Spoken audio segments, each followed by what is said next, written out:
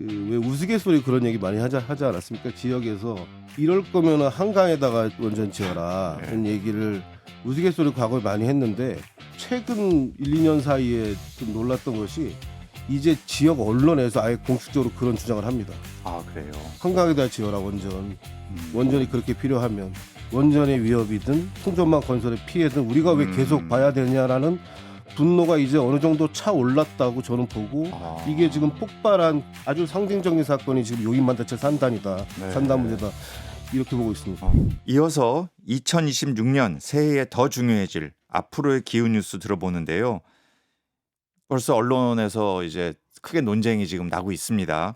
용인 반도체 국가 산단 문제. 예. 이거 한번 짚어주시죠. 예, 공교롭게도 며칠 전에 김성환 기후환경에너지부 장관께서 이 프로그램에 출연하셔서 상당히 고민된다. 네, 이런 말씀을 하셔서 이 용인 반도체 산단 문제가 지금 이슈로 떠오른 것 같습니다. 근데 저도 공교롭게도 얼마 전에 그 기후에너지부처 고위 관계자를 만났었는데요. 네. 이분이 이렇게 표현했습니다. 용인 반도체 산단 문제에 대해서 심각하게 고민하고 있다. 그러니까 김성환 장관님의 말씀하고 상당히 일맥상통하는 이야기였습니다. 이 용인 반도체 문제 사실은 반도체 문제가 아니라 전력 문제죠. 다 아시겠지만 이 용인으로 가는 용인 반도체 산단을 건설하기 위해서는 최소 지금 원전 10기, 뭐 15기라는 얘기도 있습니다만 이 정도의 지금 전력이 필요한데 그 전력을 보내기 위해서 대규모 송전망을 건설해야 되고 이 과정에서 지금 지역 주민들의 반대 이런 것들이 굉장히 심각해지고 있어서 또한 이 에너지 지산지소 문제, 에너지 전환 문제 이런 것들이 다 복잡하게 얽힌 아주 중요한 이슈가 그래요. 되었습니다. 예. 이 좀 청취자들께서 이 내용의 상황이 어떤 건지를 잘 모르실 수도 있지 않습니까? 이 말 많고 탈 많은 용인 반도체 산단 이거 약간 역사적으로 좀 짚어줄 수 있으세요? 이게 어떻게 시작된 거고 어느 우리나라 글로벌 기업이 여기에 반도체 공장을 지으려고 하는 것인지. 일단 시작은요. 사실은 문재인 정부 때였습니다. 문재인 정부 때 SK 하이닉스죠. 그때는 SK 하이닉스가 반도체 단지를 그때는 국가 산단 아니었습니다. 네. 반도체 산단을 일반 산단이었죠. 네, 일반 산단이었습니다. 그때 경북 구미, 충북 청주 뭐 이런 데에서 손을 들어서 우리가 반도체 산단을 유치하겠다. 유치하고 싶다라고 얘기를 했는데 당시에도 이 논쟁이 있었습니다만 결국은 용인으로 반도체 산단 계획이 확정이 됐죠. 그래서 지금 SK 하이닉스 같은 경우 지금 이미 어느 정도 공사가 지금 진행이 된 상황이고요. 그리고 이후에 윤석열 정부 때 그 옆 부지에 삼성전자가 그보다 훨씬 더 큰 규모의 반도체 산단을 짓는 그건 국가 산단이죠. 그렇죠. 국가 산단 계획이 또 확정이 됐습니다. 그래서 이건 그거는 대규모 윤석열 정부 때고 훨씬 더 큰 규모의. 네네네 그렇습니다. 그래서 어쨌든 삼성과 SK 하이닉스라는 두 큰 대규모 대기업이 지금 이 용인 반도체 산단에 들어서게 될 예정이고요.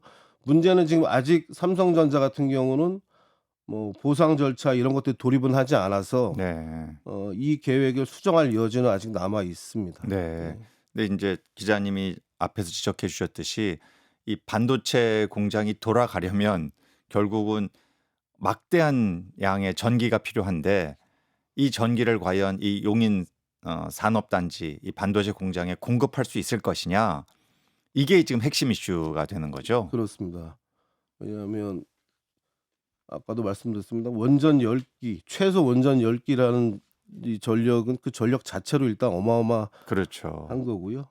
그리고 그거를 전력을 보내기 위한 이 송전망 건설은 우리가 기억을 하겠습니다만 과거 2014년 이럴 때 밀양 사태가 있지 않았습니까? 그 주민들이 격렬하게 반대를 했고 결국은 국가가 강제로 행정 대집행을 하면서 비극적으로 마무리됐던 사건이었죠. 근데 그 사건 이후에 우리가 어떤 송전망 건설을 둘러싸고 어떻게 주민 수용성을 높일 것인가 이런 어떤 사회적 논의가 지금 전무한 상태에서 갑자기 용인 반도체 산단이라는 엄청난 계획이 추진이 됐고 그 과정에서 과거 밀양과 똑같이 지금 그 송전망이 지나가는 지역의 주민들이 반대 대책위를 속속 결성을 하면서 점점 그 규모가 커져서 아, 최근에는 아예 전국 단위의 대책위가 그래요? 결성이 그러니까 그 됐습니다. 말씀은 이미 지역에서 우리 지역에서 전력은 생산할 텐데 그 전기가 이제 안 그래도 수도권 지역이 전기를 많이 사용하는데 거기에 뭐 15기가와트 초대용량의 전기를 필요로 하는 국가 산단이 이제 구성이 된다. 그러면 이 전기 결국 우리가 만들고 송전선 건설해서 경기도로 보내는 거 아니냐? 왜 우리 지역이 그거를 다 감당해야 하느냐? 이제 이런 논리겠죠. 그렇습니다. 이게 기후 위기 대응을 하든 아니면 반도체나 AI 산업을 육성을 네. 하든 송전망 건설은 필수적이죠. 근데 문제는 송전망이 내 집 앞에 지나가는 거를 반기는 사람은 아무도 없잖아요. 네. 그래서 아까 말씀드렸던 것처럼 그런 밀양 사태 같은 일이 벌어졌었고, 근데 이번 용인 반도체 산단에 대해서는 주민들이 과거의 어떤 그 송전단 반대 이런 거하고 좀 달랐던 측면이요. 아, 한 세 가지 지점 정도가 있습니다. 아까 말씀드렸던 첫째로는 전국 단위의 지금 반대 조직이 만들어졌고요. 아, 둘째로는 지금 이분들이 주장하는 게 보상이나 특혜를 요구하는 게 아니라 아예 이 국채 사업을 전면 재검토하라. 이런 식의 그러니까 네네. 전기는 남쪽에서 만들어서 네, 이 수도권으로 전기를 보내는 이 방식을 재검토해라. 그렇습니다. 그리고 아예 지금 지역 정치권이 여기에 함께하고 있습니다. 네. 이거는 과거와 명확하게 달라진 지점이고요. 이 지역 정치권의 특히 요구는 왜 방금 말씀하신 것처럼 왜 에너지가 풍부한 곳은 남쪽인데 지역인데 왜 굳이 산단을 수도권에 만들어서 우리가 에너지도 여기서 보내고 또 송전망 건설로 인한 피해도 왜 우리가 피해도 입어야 받고. 되느냐. 그래서 전면 재검토를 해보자라고 지금 그래요. 요구를 하고 있는 겁니다. 예. 이 그렇게 이제 된다면은 결국 이렇게 많은 전기가 필요로 하는데 그럼 그 전기를 공급하는 방식 이게 또 기존에 우리가 석탄 화력도 있고 가스 화력도 있는데 그러면은 이게 그 많은 전기를 또 지역에서 계속 이 화력 발전소를 돌려서 전기를 공급하게 되면 그게 또 기후 문제를 더 악화시킬 수도 있다. 이런 식의 논리적인 전개도 가능하겠네요. 그렇습니다. 그리고 무엇보다 이 반도체 산업에서는 아리백 이슈가 크지 않습니까? 그렇죠. 예, 아리백은 재생에너지 100%로 예. 제품을 생산해야 된다는 약속이고요. 수도권에는 지금 그런 아리백 전기가 없습니다. 맞아요. 예, 없고 그나마 우리나라에서 가장 풍부한 곳이 이른바 서남해안 쪽 아니겠습니까? 태양광이든 풍력이든. 그러려면은 결국은 반도체 산단이 에너지가 많은 곳으로 움직여야 하는 거 아니냐, 이동해야 되는 거 아니냐라는 주장에 점점 힘이 실리고 있는 것이죠. 네. 누군가가 그럼 거기에 원전이나 뭐 SMR 지어서 바로 그냥 반도체 산단에 그 용인에 이거 공급할 수 있는 거 아니냐? 그러면은 송전망 건설도 많이 필요 없고 바로 그 지역에서 하자. 이런 제가 짓궂은 질문을 던진다면 뭐라고 답변하시겠어요? 어, 지역 주민들이 수용할까요? 왜 우스갯소리 그런 얘기 많이 하지 않았습니까? 지역에서 이럴 거면은 한강에다가 원전 지어라는 얘기를 우스갯소리 과거에 많이 했는데 제가 최근 1-2년 사이에 좀 놀랐던 것이 이제 지역 언론에서 아예 공식적으로 그런 주장을 합니다. 그래요. 한강에다 지어라 원전. 음. 원전이 그렇게 필요하면. 그러니까 이게 더 이상 우스갯소리가 아닙니다. 이제 네. 지역민들의 입장에서 볼 때는 왜 우리가 수도권이 쓰는 에너지를 보내주기 위해서 원전의 위협이든 송전망 건설의 피해든 우리가 왜 계속 봐야 되냐라는 분노가 이제 어느 정도 차올랐다고 저는 보고 이게 지금 폭발한 아주 상징적인 사건이 지금 용인 반도체 산단이다. 네. 산단 문제다. 이렇게 보고 있습니다. 이게 상당히 앞으로 지역 갈등으로 비화될 수 있는 그런 좀 소지가 있는 사안이네요. 네, 그렇습니다. 에너지 전환, 재생에너지 확대 이런 것들이 너무 중요하잖아요. 우리 네. 사회에 꼭 필요하고 네. 계속 해야 되는데 우리가 놓치고 있었던 게 바로 이 지점이었던 것 같아요. 이 지역 에너지를 만들고 에너지를 보내야 하는 지역 사람들의 정서, 마음이 어떠냐 이것들을 우리가 놓치고 있었다는 건데 제가 지금도 기억합니다만 2022년도에 지금 대통령이 되신 우리 이재명 대통령께서 당시 후보였죠. 후보 출정식을 그러니까 선거 출정식을 하면서 연설을 하는데 제가 놀랐던 것이 첫 일성이 에너지 고속도로 건설이었습니다. 네. 가장 강조했던 후보의 첫 일성이 에너지 고속도로 건설이었고 그리고 이어서 햇빛연금, 바람연금 이야기를 합니다. 그래서 지역을 잘 살게 해주겠다. 저만 해도 그때 그 얘기를 듣고 뭐 박수를 쳤죠. 아 이건 아주 네. 대단히 이제 파격적인 에너지 정책이 나오겠구나. 그런데 우리가 그때 놓치고 있었던 것이요. 이미 지역에서는요. 당시에 태양광에 대한 어떤 그 농촌 지역 주민들의 거부감 그리고 그 에너지 고속도로로 인한 송전망 건설에 대한 거부감이 이미 많이 쌓여 있었던 겁니다.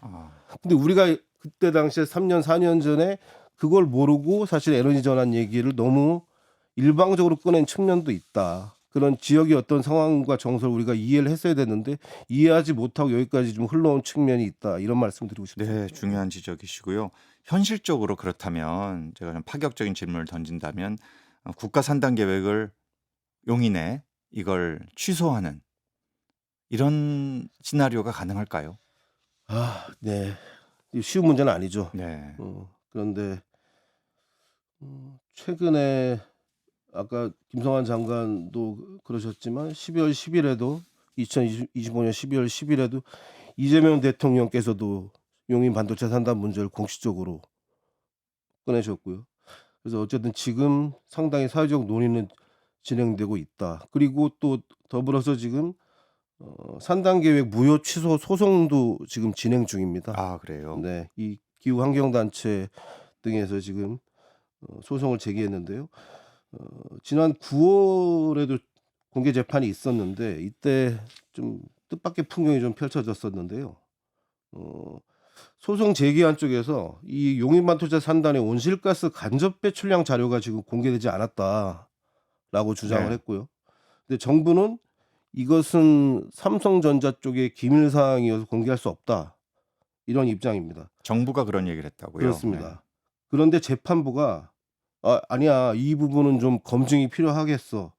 그래서 일부 영업 비밀을 가리더라도 온실가스 배출량 계산 과정을 알 수 있는 자료를 제출하라고 재판부가 요구를 한 네. 상태입니다. 네. 그러니까 이거 법적으로 사실 상당히 이변이 일어날 가능성이 아예 없다고 이렇게 볼 수는 없는 것 그렇군요. 같습니다. 자, 이 2026년 올해 상당히 뜨거운 감자가 될 제가 말씀 듣고 보니 더 그런 생각이 드는데요. 이 문제에 대한 올해 전망 문학 현장에서 많은 취재를 하셨기 때문에 기자님의 생각은 어떠세요? 제가 또 선거와도 관련돼 있지 않습니까? 예, 그렇습니다. 네. 제가 올해 2025년 여름에 아까 서두에 말씀드렸습니다만 독일에 취재를 다녀왔거든요. 그러니까 독일 역시도 우리가 에너지 전환에 엄청난 모범 국가다라고 우리가 선망하는 나라인데 독일 역시도 보니 20년, 30년 전부터 이 전력 문제 그리고 이 송전망 문제를 가지고 굉장히 갈등을 많이 겪어왔더라고요. 심지어 독일 같은 경우는 아예 갈등이 심하니까 700km 엄청난 구간인데 700km 구간을 아예 지중화를 해버립니다. 이 지중화 전선 지중화는 뭐 아시겠지만 3배에서 뭐 10배까지도 네. 비용이 더 든다고 하던데 그렇게 해서 문제를 해결해 왔는데 더 이상 독일에서도 이제 더 이상 지중화는 못한다. 돈이 너무 든다. 그래서 독일이 택한 방식은 처음부터 끝까지 주민들한테 정보를 공유하고 주민과 토론하고 결국은 주민들을 설득해서 주민 수용성을 높이는 이런 방법을 결국 독일은 택하고 있거든요. 그러니까 우리 사회도 밀양 사태 이후에 그런 주민 수용성을 좀 올려서 주민들을 설득하고 에너지 전환도 필요하고 그리고 에너지 전환 위해서는 농촌의 공간, 지역의 공간이 필요하고 대신에 이렇게 공간을 내어주면 우리는 지역에 이런 정책적 지원을 하겠어. 네. 라는 어떤 토론과 말하자면 상호 배려 이런 것들이 우리는 다 쌓여 왔어야 됐는데 그런 것들이 전혀 없이 지금 갑자기 에너지 전환에 속도만 내자. 라는 지금 어떤 아젠다가 밀어붙여지고 있다. 그래서 그 부분이 좀 안타깝고 지금이라도 저는 조금 더디게 가더라도 농촌의 주민, 지역의 주민을 에너지 전환의 어떤 우군으로 만들어야 된다. 이분들이 우군, 진짜 우군이지. 이분들의 이런 우군들의 지원이 없으면은 한국 사회 에너지 전환은 쉽지 않을 것이다. 이런 생각이 듭니다. 결국 또 송전망까지 수도권으로 건설하겠다. 이게 또 구체화되면은 이 경로에 있는 모든 이거는 단순히 농촌 주민들만이 아니네요. 정말 모든 지역에 우리 수도권을 제외한 우리 국민들께서 들고 일어날 수도 있는. 그렇습니다. 실제로 경기도 하남시 같은 경우는 송전탑 반대 대책이 만들어졌습니다. 네. 네, 그래요. 네, 남부에서 올라오는 게 거길 지나가니까. 네. 네. 자, 오늘 말씀 여기까지 듣겠습니다. 지금까지 시사인 이호선 기자였습니다. 고맙습니다. 고맙습니다.